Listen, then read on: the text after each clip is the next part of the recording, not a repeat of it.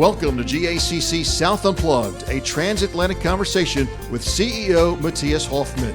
I'm your moderator, Mike Salmond, and today's show is brought to you by Koba. Hello, Matthias. How are you this morning? I'm great. Hey, Mike. Very good. Summer here in Atlanta, north of Atlanta, where we're sitting in your studio. Fantastic setup here. And we have a fantastic guest with us today here. So I'm Matthias. You're Tobias Brugger, Vice President and Plant Manager at ZF in Grey Court. How are you doing, Tobias? I'm doing fine. Thank you, Matthias. Thank you, Mike. Thank you for having me. Great opportunity, great experience here in the studio in the greater Atlanta area. Perfect. How was your summer vacation? Did you go anywhere? Yeah, it was great. I was 2 weeks in Brazil. My wife is from Brazil, so we used the opportunity of the school breaks, visit the family of my wife, had a really great time in South America. By the way, it's winter there, but the winter is still with a nice temperature. And I spent a couple days here in South Carolina on the beach at Myrtle Beach as well. Perfect. What about you, Mike? A little travel coming up, getting ready to go to New York City. We are tennis fans, and so we're going to see the U.S. Open. Oh, perfect. In about 2 weeks. Wow. So we're excited about that. So it's going to be a fun summer. Very good. Cool. Just need it to cool off a little bit. It's very hot. Tobias, tell us about your company. Just give us a broad overview of what your company does. Yeah, worldwide we have over 140,000 employees. We are the third biggest automotive supplier worldwide. And here in South Carolina, we have a facility. We have the biggest facility of the ZF Group in the US with over 2,000 employees. And we're producing state-of-the-art transmissions. And we are on a transformation to electric mobility. So a very exciting time here for our company in a very great community. Mike is, in the meantime, he's trying to learn German, I think, So one new word, ZF. Zahnradfabrik originally, right? So that's gear factory in English. The initials are ZF. Correct. Yes. Zahnradfabrik. I'll stay with ZF. Since when are you in the US, Tobias?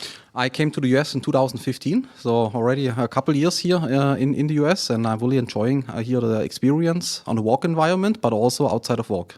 Okay, and always in South Carolina where the plant is located, or did you start somewhere else? Correct. I moved directly to Grey Court in South Carolina. This is located in Lawrence County. And yes, it's really exciting time there, and it's a great community there. Tobias, what you're talking about making and producing transmissions. What makes a transmission from your company different from maybe some of your competitors out there? Why should we use your transmissions? It's the best ones, right? Well, we know that. That's a given, of course. State-of-art technology, and for the end user, you have a very reliable product. And the great thing is, it reduces your fuel consumption, so you get all something for your economy. Are the transmissions that you produce for American cars or for the American customer the same as you do overseas for German cars and things like that? Or are there differences? It's basically the same. However, for sure, we're adapting to the local requirements. And there are some differences because we want to make basically the best products with a local touch. So I read that 40% of all cars have somewhat ZF technology included, right? If you came now for 2 hours driving from South Carolina here to Atlanta, percentage of cars that have a ZF transmission included here that you passed or that were on the road, is that a big amount here as well? The market share in Europe is higher on the transmission side. So with our facility since 2012 in operation, that was basically our entry in the North American market with transmissions. Before, we didn't have a good market share here, and now with our facility, we got it successfully done, the market entry in the North American market, what we're very proud. And we are delivering to the really well-known OEMs and the big SUVs and the pickup trucks, what we're really proud on. Is it easier to work with Germans as a German company? It's different. For sure, the roots of CF is in Germany. For sure, there's a big, strong relationship with German OEMs. But in the meantime, we have a very good relationship with the American OEMs. And here also quite a large sale. There's been talk for many years that as we transition more and more into electric cars, it seems. How would that affect your business? Oh, tremendously. For sure. Electric car do not have an engine, neither a transmission. So you come exactly to the point that we're working on the successor products, where we have already in a portfolio, and we are having a big roadmap for our facility in Grey Court, where we go step by step to the electric mobility. What is the step-by-step approach? I was there, I saw it already. It's kind of like, from conventional to hybrid and then to full EV? Correct, exactly. First of all, we are still continue to produce the transmissions because we want to have a flexibility. But then we are going step by step in the product portfolio. We're going to the hybrid transmission, what is, from our perspective, a great technology, especially for the US, because you can combine both technologies. So you have a car with a combustion engine, so you can drive the car normal, you get a state-of-the-art transmission, and you're getting a full electric technology in. So you can drive today 40 to 60 miles full electric with the same car. So your daily drive to work, you can handle electric. You can charge the car overnight, for example, in a garage. And then the same car you can take to a weekend trip to the mountains or to the beach and can drive with the combustion engine. And you do not need to be worried with the charging infrastructure, etc. Right. Tobias, you just joined us from Greenville, South Carolina? Yep. Just came down Exactly. I-85 here to join us here in the studio. Exactly. That's our facility in Grey Court. That's a small city, a little bit south from Greenville, where our facility is located with 2,000 employees. And there we are producing our state-of-the-art transmissions. What made you guys decide to invest in the South Carolina area? It's, in the meantime, an automotive hub. We have the availability of workforce. We have a good local community colleges available. We have a good connection to the port in South Carolina, to Charleston. We have a good connection to the airports in Atlanta, Charlotte. Even Greenville has an airport, and all the three have passenger and cargo. And this was one of the big decision makers for us to locate in South Carolina. And right off Interstate 85, a major interstate in the U.S., that's great for logistics. And the 385. So we have even the crossing on two big interstates, exactly. Okay. And now, where are you from originally? I'm original from Germany, from Friedrichshafen. By the way, also CF is located there. So the headquarters of CF is located in Friedrichshafen. So CF was with me since the childhood. That is my hometown. Okay, so now you're spending some time in South Carolina. A little different from Germany, isn't it? What do you think about the southern hospitality, and how are you liking this part of the country? It's amazing. It's really great. The weather is great. The culture and the people are very friendly, and it's a really great area to live. Not too hot for you yet? Not yet. Wait a week. It's supposed to have record temperatures next Right. week. It's supposed to get even hotter, believe it or not. But I need to say, before I came to South Carolina, I was 4 years in Brazil, also with the CF company, and that was also a great experience. And also there we have hot temperatures. So you were in Brazil before, also working for ZF there? Correct, Right. yes. ZF is investing in Germany, maybe in other countries for sure. Right. So how do they decide on which project or which transition or braking system goes where in terms of investments? First, we say think global, produce local. We try to go more and more where our customers and where the markets are. Right. In the past, there was basically everything done out of Germany. By the way, Brazil was the first location outside of Germany for this whole ZF group, end of the 50s. Yeah. But we have a more and more regional approach, meaning region, North America, Asia, and want to expand our footprint locally to be close to the customer, because you mentioned earlier German OEMs, American OEMs. We want to be close with our customers. We want to understand the local requirements from the customers, but also from the market, and want to produce local, reducing CO2 emissions, sending parts across the world, and be very close where the things are happening. So you're shortening the supply chains as much as possible. Exactly. Yeah. Well, what about the Inflation Reduction Act? Because everybody's talking about it right now, and a lot Interesting thing. Interesting thing, and for sure also the ZF Group is looking into opportunities here. Right. Is it a real investment incentive for you, or do you rather look into market share, proximity to the customers, or is it a mix of both? Decisions are made in the long run. So the Inflation Reduction Act will for sure not make here short-term decisions, but can support companies in the decision-making processes, and for sure also can show and how the Americas wants to come back in the manufacturing sector. Yeah. Well, we want to welcome you to the German-American Chamber podcast here. How did you first get connected with GACC? Oh, that was very interesting. we got an invite for the Gateway Award. That's an annual award from the GACC, and we were selected to get the award for an investment that we took in our facility for commercial vehicle transmissions. Because our facility, one of our strategies are diversifying our portfolio, not only in EV. We talked a little bit about electric mobility, but also on the customer portfolio. And we have an exciting product coming in. By the way, the SOP will be in the next weeks. It's an 8-speed transmission for commercial vehicles. And this was related with a higher investment, around 200 million. And here we got from the GACC the Gateway Award. So Matthias, I think he looked on somebody to receive the award. Exactly, yeah. We have chapter structures in the Carolinas, in North Carolina and in South Carolina. So we're sitting every year, and that award is decades old already. So we award it every year.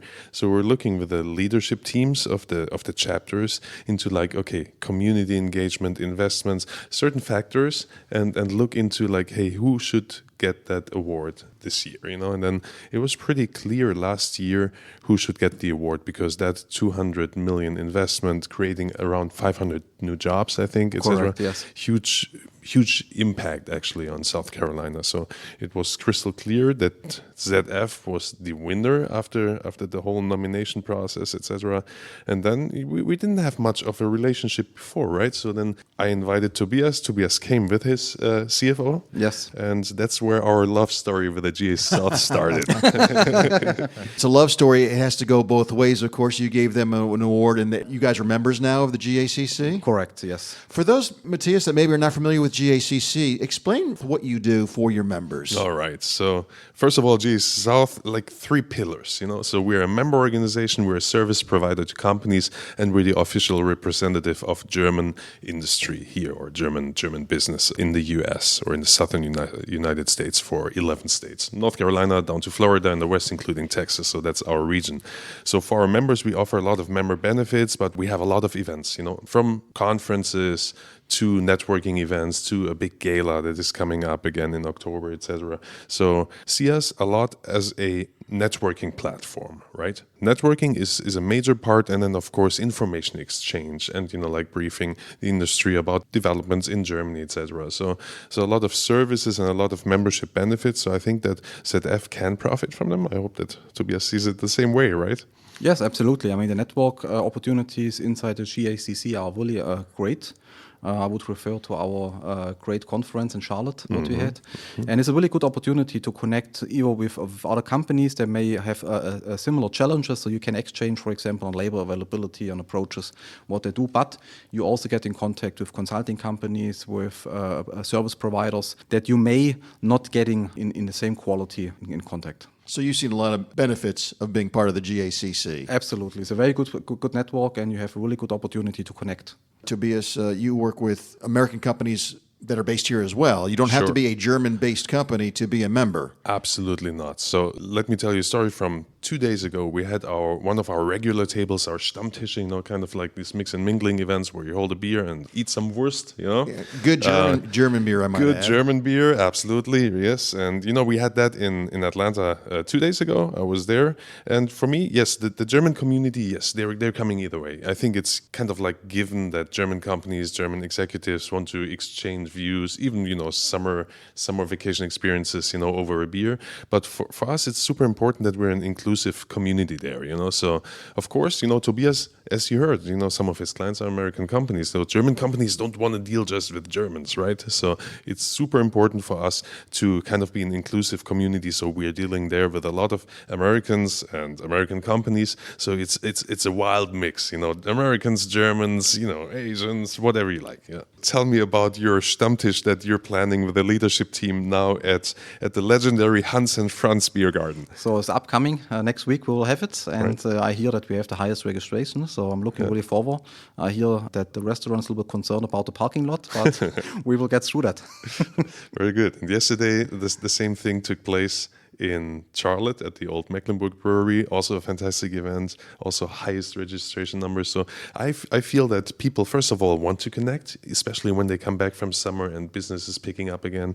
So a lot of people at those social mix and mingle events. This question has nothing to do with what we've been talking about. It's a side question, though, but just north of here in Helen, Georgia, you got this little German village. Have you ever been up there? Does it feel like it's for an actual German? What do you think? Is it almost too much like Disneyland or something? It's not really real. Tricky question. I think we want to be nice here. If you think about the history of Helen, that this was I think a little town that was almost abandoned, and they came up with a business plan to transform it into kind of like a German style.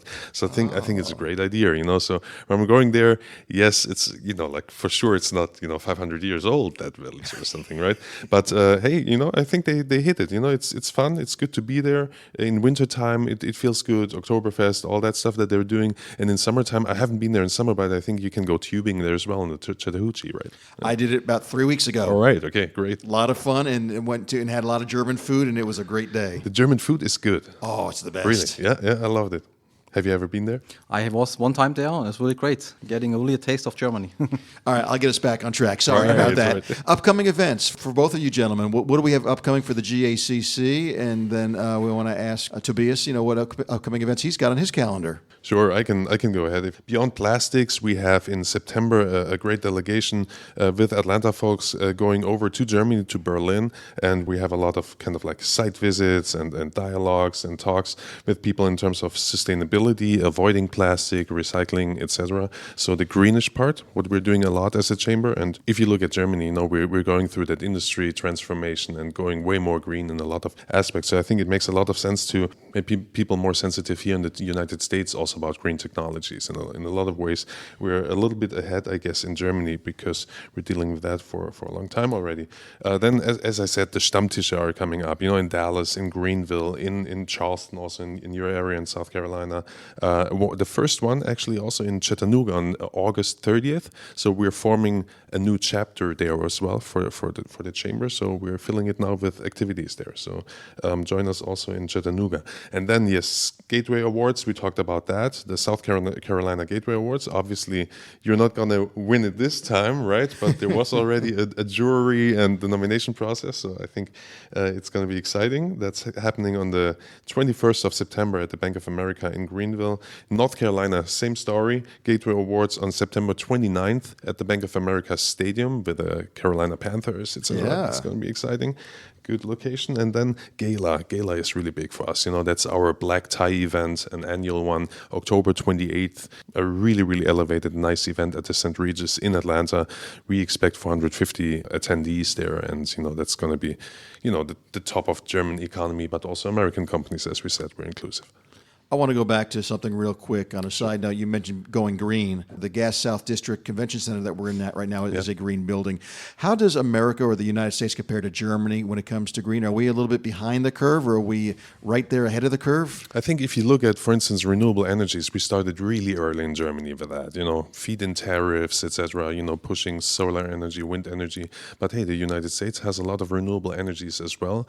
But, looking into new nuclear power plants and stuff, that's a little bit of a different direction than what we do in Germany, basically. And I think that in some areas we are ahead, but the United States is picking up with fast speed usually on those technologies. So that's what we see. And I think you just mentioned the IRA. I think there Absolutely. are a lot of measures in place from the United States to kick in in a really fast track. I mean, looking today, when we look in our industry, where we're looking on the EVs charging infrastructure, here we see the US still behind. But on the other side, the US is also a very diverse country. If you're looking to California, the level of EV, the penetration of EV and the chargers are different than maybe from the Southeast. However, measures are in place. IRA is one of the topic that goes exactly into the topic, renewable energy, solar, electric mobility, batteries, and this will bring the US really the next step forward. Okay, going back to schedules now, your schedule upcoming, and for ZF Transmissions, what's on the docket? Yeah, we are pretty full on the schedule. In September, we have our production start of our commercial vehicle transmission that we got the Gateway Award last year. In October, we have a joint venture with the GACC. It's called ZF Behind the Curtain. It's a small event. We are expecting around 50 people that we will show our facility. So there will be a nice plant tour involved. So it's also a good opportunity for GACC members get to know other companies, benchmarking, networking, seeing what's going on the floor. And then we have a couple other things going on in the facility with new products coming in, and we have a lot of SOPs, start of production, how we call it, in the next months, where we go one product after another launching into the American market. Tobias, it sounds like things are going very well. Exciting times at your company right now, but I know there's got to be some challenges as well. Talk about the workforce, supply chain. Have things come back around yet? Yeah, the supply chain is a big topic. I mean, after coming back from COVID, right, demand kicked in stronger, especially on the electronic parts, right. So that brought the automotive industry in a really supply chain crisis. Here we see some improvements. We still have challenges across commodities, but we see improvements. segments on the supply chain. And workforce availability is a big topic. As I mentioned, South Carolina is booming, not only in automotive, but also automotive. And availability of workforce is a key enabler for us and will be also a key enabler for the US to be successful in the manufacturing in the next years. I'm sure you're always looking for good people. What kind of people are you looking for, and what would you tell them as far as why they should come work for your company? For sure, we're looking for, let's say, a large amount of people with technical background, engineers, right, as an example. Question why they should join CF Greycord. I think we have the state-of-the-art technology. We are moving to EV, so very exciting time, very high amount of cutting-edge technologies on the product, but also in the manufacturing process, and a lot of grow opportunities, because a larger amount of our leadership teams and also upper engineers are grown within. Over 80% of our leadership and higher engineers are filled within.